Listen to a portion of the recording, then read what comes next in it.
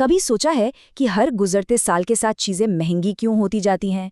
या फिर अच्छी नौकरी ढूंढना कभी-कभी इतना मुश्किल क्यों हो जाता है? आज हम इन्हीं दो बड़ी आर्थिक ताकतों को समझने वाले हैं जो हमारी रोजमर्रा की जिंदगी पर असर डालती हैं। एक है महंगाई और दूसरी है बेरोजगारी। चलिए साथ मिलकर देखते हैं कि ये दोनों असल में काम कैसे करती हैं। जरा सोचिए, कुछ साल पहले 100 रुपए में जितना सामान आ जाता था, आज उतना क्यों नहीं आ पाता? आपके पर्स में पड़ा नोट तो वही है, लेकिन उसकी ताकत कम हो गई है। इसके पीछे एक बहुत बड़ी आर्थिक शक्ति है जो धीरे धीरे हमारे पैसे की कीमत को खा रही है। इसको एक छोटे से उदाहरण से समझते हैं। मान लीजिए आपने किसी से 10,000 रुपए उधार लिए। ठीक 1 साल बाद आपने वही 10,000 रुपए लौटा दिए। देखिए, नोट तो उतनी ही है, पर अब उन 10,000 रुपयों से खरीदा जा सकने वाला सामान बहुत कम हो गया है। बस यही है असली जिंदगी में महंगाई का खेल। तो सवाल ये है कि ऐसा होता कैसे है? हमारा पैसा अपनी कीमत क्यों खो देता है? चलिए पहले हिस्से में इसी गुत्थी को सुलझाते हैं और जानते हैं कि आखिर ये महंगाई, जिसे हम इन्फ्लेशन कहते हैं, है क्या भला। देखिए, सीधे सीधे शब्दों में कहें तो इन्फ्लेशन का मतलब है जब लगभग हर चीज, मतलब सब्जी से लेकर पेट्रोल तक की कीमतें समय के साथ लगातार बढ़ती जाती हैं। इसका सीधा असर ये होता है कि आपके हाथ में जो रुपया है वो पहले के मुकाबले कम सामान खरीद पाता है। मतलब आपके पैसे की खरीदने की ताकत यानी परचेजिंग पावर धीरे धीरे कम हो रही है।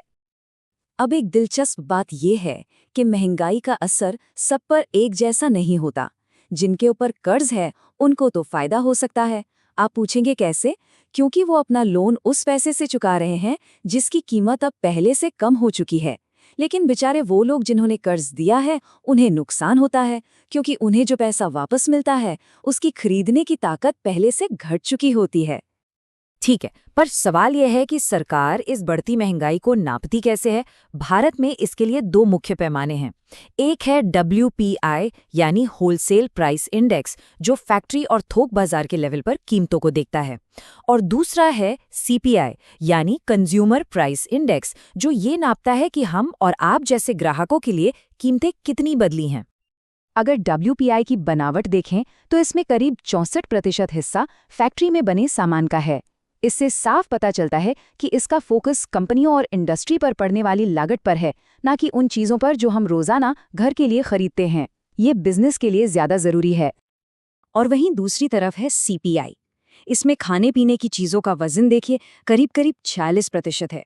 ये हमारे घर के महीने भर के खर्च से कहीं ज़्यादा मेल खाता है। और यही वजह है कि रिजर्व बैंक ऑफ इंडिया जब भी अपनी नीतियां बनाता है तो उसकी पैनी नज़र CPI पर ही होती है, क्योंकि यही आम परिवारों की असली आर्थिक तस्वीर दिखाता है। अच्छा, यहाँ एक हैरान करने वाली बात है। क्या आप जानते हैं कि हर महंगाई बुरी नहीं होती? जी हाँ।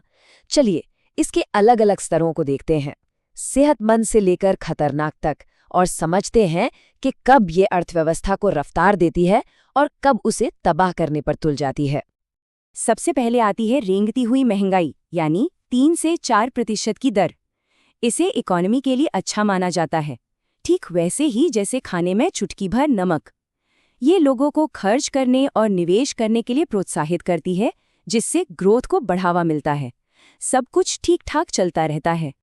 लेकिन जब ये दर बढ़कर 4 से 10% हो जाती है तो इसे कहते हैं चलती हुई महंगाई।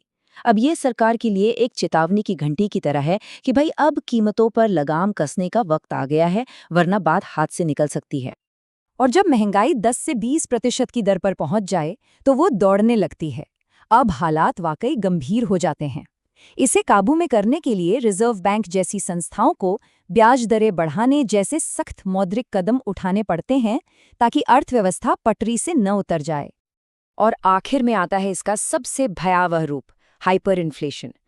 जब महंगाई 100% से भी पार हो जाए, सोचिए, पैसा इतनी तेजी से अपनी कीमत खोता है कि वो लगभग कागज का टुकड़ा बन जाता है। वेनेजुएला और जिम्बाब्वे जैसे देशों ने इस आर्थिक तबाही को झेला है, जहां लोगों की जिंदगी भर की बचत रातों रात स्वाहा हो गई।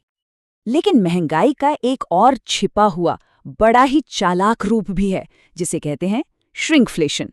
ये कंपनियों की वो तरकीब है जिसमें वो दाम तो वही रखती हैं, लेकिन चुपके से प्रोडक्ट का साइज या वजन घटा देती हैं। आपने भी इसे जरूर महसूस किया होगा, है ना? चिप्स के पैकेट में हवा ज्यादा और चिप्स कम, कोल्ड ड्रिंक की बोतल का छोटा हो जाना, साबुन की टिक्की का साइज घट जाना। नतीजा एक ही है, आप पैसे तो उतने ही दे रहे हैं लेकिन सामान कम मिल रहा है। यही है श्रिंकफ्लेशन का खेल। तो हमने ये तो समझ लिया कि हमारे पैसे की कीमत कैसे कम होती है। अब सिक्के के दूसरे पहलू को देखते हैं, जॉब मार्केट और उसकी सबसे बड़ी पहेली यानी बेरोजगारी। आखिर ये क्या होती है और कितने तरह की होती है? देखिए, सीधे शब्दों में कहें तो बेरोजगारी वो हालत है जब कोई इंसान काम करने के लायक भी है, काम करना चाहता भी है और पूरी कोशिश करके नौकरी ढूंढ भी रहा है, लेकिन उसे काम मिल नहीं पा रहा। ये तीनों शर्तें पूरी होनी जरूरी हैं। इसकी एक आम किस्म है चक्रीय बेरोजगारी। ये सीधे सीधे अर्थव्यवस्था के उतार चढ़ाव से जुड़ी है। जब इकोनॉमी में मंदी आती है तो कंपनियां अपना उत्पादन घटा देती हैं और इसका सीधा नतीजा होता है कि लोगों की नौकरियां चली जाती हैं। फिर आती है संरचनात्मक बेरोजगारी।